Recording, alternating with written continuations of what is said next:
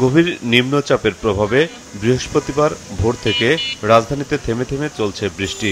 এতে বিভিন্ন এলাকায় সৃষ্টি হয়েছে জলাবদ্ধতা। ডুবে গেছে নিউ মার্কেট এলাকার অন্তত ১০০ দোকান। তীব্র ভোগান্তিতে পড়েছে নিম্ন আয়ের মানুষ।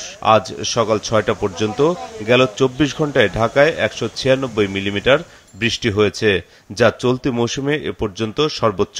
বৃষ্টির লেগে গাড়ি গুড়ি চালাইতে পারি না, খুব কষ্টে। দোকানের ভেতরে যে কি মাল নষ্ট হয়েছে এটা তো দেখতেও পারতেছি না, খুললেই মনে করেন যে পানি ঢুকবো। আমাদের এখন ঈদের একটা বেচা কেনার সময়, এখন আমরা ব্যবসা করতে পারতেছি না। পানিটা জমার মেন উদ্দেশ্য হলো ড্রেন আটকানো, ড্রেন পরিষ্কার নাই। সিটি কর্পোরেশনে আমরা আসে, মাঝে মাঝে আসলে একটু ইয়া করে, পরবর্তীতে আবার দেখা যায় ইয়ে হয়ে যায়, অতভাবে ওরকমভাবে কোনো ইয়া করে না।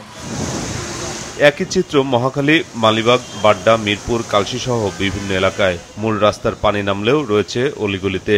মাঝে মধ্যেই বিকল হচ্ছে, গাড়ি বন্ধ হয়ে যাচ্ছে সিএনজির মতো ছোট যান। এখানে একটু ভারী বৃষ্টি হলে ২-১ ঘন্টা যদি ভারী বর্ষণ হয় তাহলে পানি এরকম জমে যায় এখানে। গত বছরে এই একই অবস্থায় ছিল, শুধু এবছরে নয়। আমরা তো খুব ভালো নাই, আমরা তো কালকে থেকে বন্দি, বাইরে যেতে পারি না ঠিক মতো। এই যে এখন বাজারের জন্য আসছি, ১ ঘন্টার উপরে আসছে, যাইতে পারি না, গাড়িও পাই না, কিছু পাই না।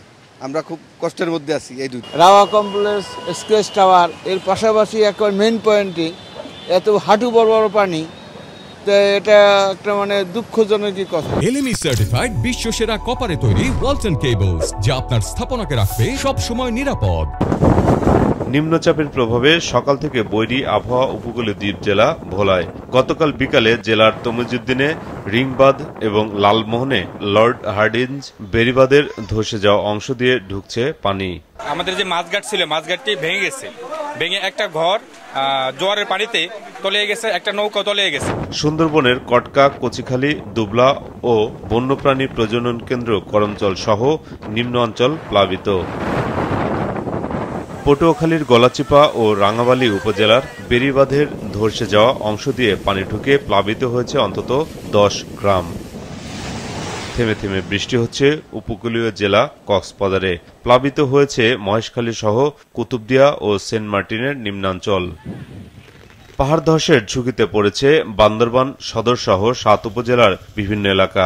আবহাওয়া অফিস বলছে, নিম্নচাপটি ধীরে ধীরে দুর্বল হলেও এর প্রভাব থাকবে আরও অন্তত ২ দিন। সাগরে যে গভীর নিম্নচাপটা তৈরি হয়েছিল সে গতকালকেই আমাদের উপকূল অতিক্রম করে চলে আসছে। অন্যান্য জায়গায় বৃষ্টির পরিমাণটা অনেকটা কমে আসছে, ধারাটা অনেকটা কমে আসছে। তবে পরবর্তীতে বৃষ্টির ধারাটা হয়তো আবার বাড়তে পারে বা পরিমাণটা আবার বাড়তে পারে। ৬টা ডিভিশনে আমাদের সাউথ ওয়েস্ট মনসুন বা দক্ষিণ পশ্চিম মৌসুমী সক্রিয় অবস্থায় আছে। সুতরাং ওই কারণে পরবর্তীতে যে বৃষ্টিটা ধারাটা যে অব্যাহত থাকবে সেটা ওই প্রভাবে, আমাদের দক্ষিণ পশ্চিম মৌসুমীর প্রভাবে, এবং সেই ধারাটা প্রায় ২ তারিখ পর্যন্ত অব্যাহত থাকার সম্ভাবনা আছে। সব বন্দরে ৩ নম্বর সতর্ক সংকেত অব্যাহত থাকবে বলেও জানানো হয়েছে। মাহমুদুল হাসান, মাছরাঙা সংবাদ, ঢাকা।